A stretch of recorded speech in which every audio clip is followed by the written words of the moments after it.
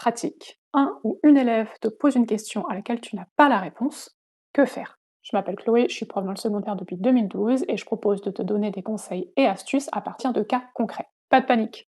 En tant que jeune prof, on pourrait se dire que ne pas avoir la réponse à une question posée par des élèves, c'est la cata. C'est le truc qui doit surtout pas arriver. J'ai moi-même pu penser ça en début de carrière.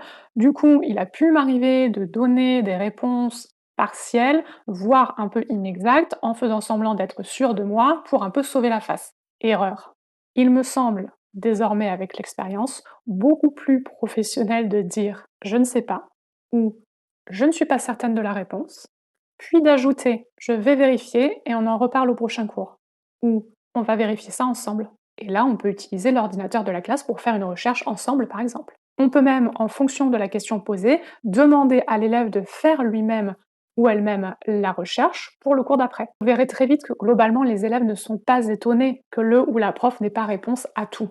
Vous verrez aussi très vite qu'ils ont des questions qui ne concernent absolument pas le cours. Ce dont elles ont besoin, c'est qu'on leur réponde avec le plus de précision possible, peu importe que cela soit sur l'instant ou au cours d'après.